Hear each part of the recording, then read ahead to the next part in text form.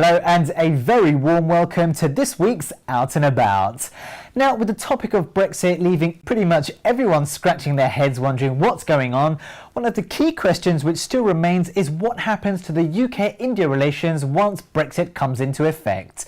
Recently, the Democracy Forum held a very interesting seminar at the Washington Hotel in London to discuss just that. We're extremely privileged and proud to be hosting this event today with the Democracy Forum as the keynote panel, who will give their opening remarks on the state of the relationship will now begin and will commence with the conference. So thank you very much. Well, I think as the world becomes increasingly global, but we have the rise of authoritarian powers and changes to the global rules-based order, it's important for fellow democracies, particularly those with a common history, to work closer together.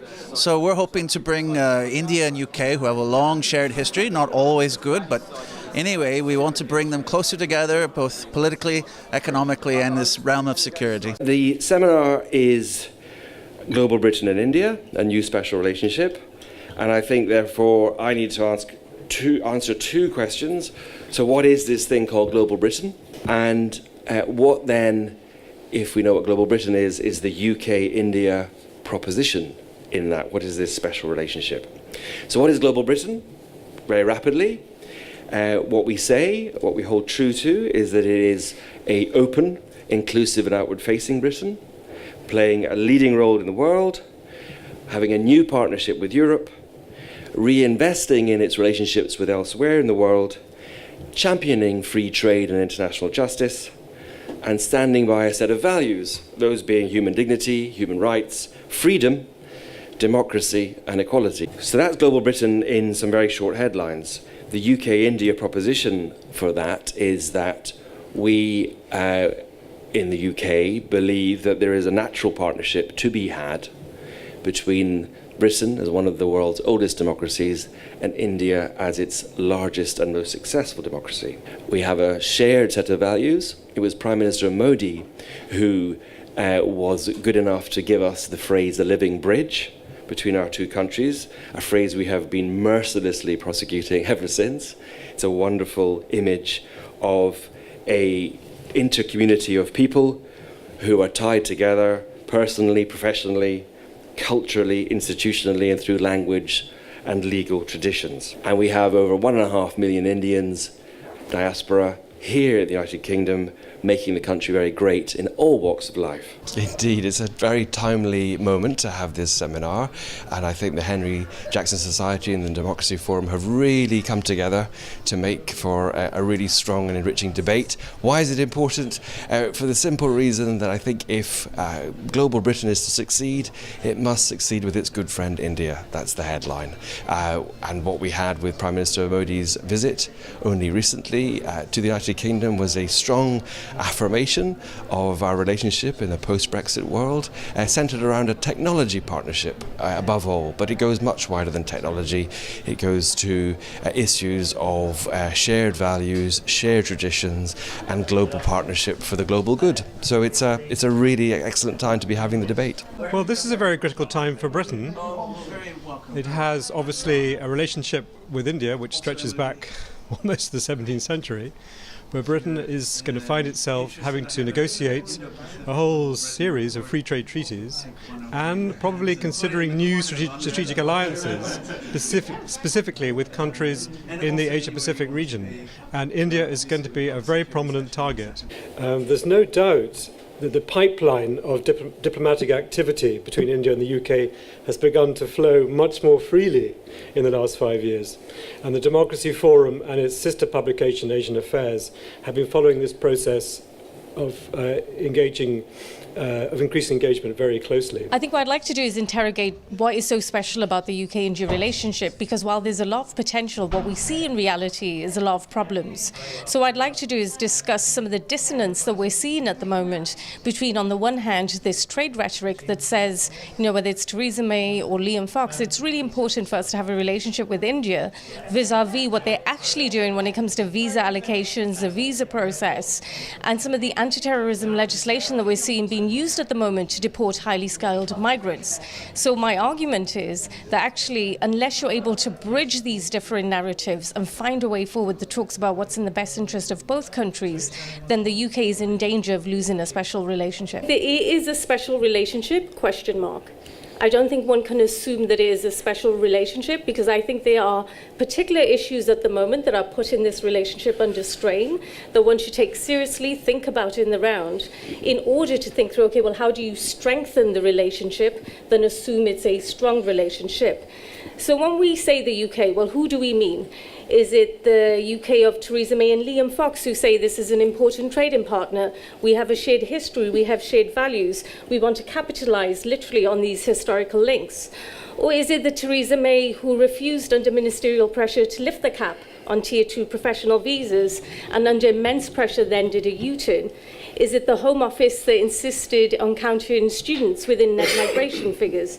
So I don't think we can discount this, because the reality is, since these immigration reforms have come into place, what we have seen is a dramatic reduction in the number of Indian students who are willing to come to the UK to study.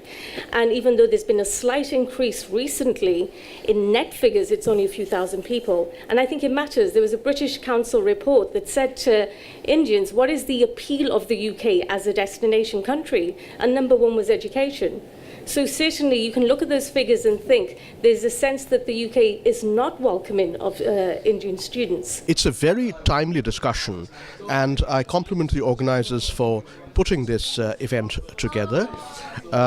We are at a very interesting conjuncture of history, with Britain seeking to define for itself and then navigate a refashioned role for itself in the world post-Brexit, and India, with which Britain has had, to state the obvious, long-standing historical links, and India being also poised as an emerging power on the global stage.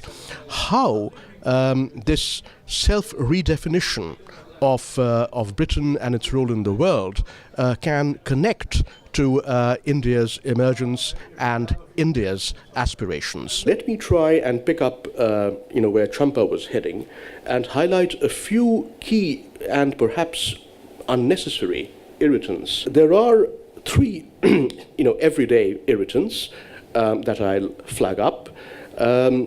First of all, between 2012 and 2018, the number of student visas for higher education granted to Indian students, and therefore of the number of Indian students who come to the UK to go to university at either the undergraduate or the postgraduate level, has more than halved.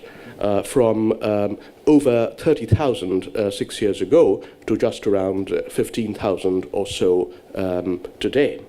In the meantime, over the same period, by way of comparison, Canada, the number of Indian students going to Canadian universities, and Canada also has, like the UK, a considerable number of world-class universities, has zoomed. It's kind of gone through the roof, to the extent that as of this year, the number of Indian students going to Canada for higher studies is 6 times the number coming to the United Kingdom. A second kind of irritant is that a 2-year multiple entry visa for an Indian tourist or an Indian business visitor costs approximately 5 times his or her Chinese counterpart. PRC, People's Republic of China counterpart, would pay for it. It's about 80 or 85 pounds for the Chinese, and the exact same 2-year multiple entry UK visa costs something like £400 for an Indian citizen. Anyone wanting to come here for either tourism or for or for business purposes. Well, I think this is a very important time for the world to find out how well India is performing in terms of its economy. On paper, it looks fantastic, the fastest growing economy in the world, and there's been a huge amount of increased international investment in India. You've seen that in many sectors, in the railway industry, in healthcare and so on. But clearly there are still a lot of challenges to doing business in India, and that's something which is causing reservations, I think, to further investment. I've been making a list of some of the achievements which I think we've seen in the past few years under the Modi government. Has any country in the world attempted such a large-scale reform programme and such sweeping, wide impact legislation across a very complex system? Under Modi, you've seen not only the improvements in terms of e-commerce, which means that more money is transferred by mobile phones than in cash, we've also seen safer trains, thanks partly to international investment and trade. More reliable insurance as a result of greater international competition, much less government paperwork. A lot of government services are now available online. Modern payment systems, and all of this has taken place in a country which has remained politically stable and largely peaceful. Well, what a very fascinating seminar that most certainly was. I guess only time will tell once Brexit comes into effect next year. Time to take a short break, but there's much more still to come in part 2, so make sure you join us again in a few moments' time.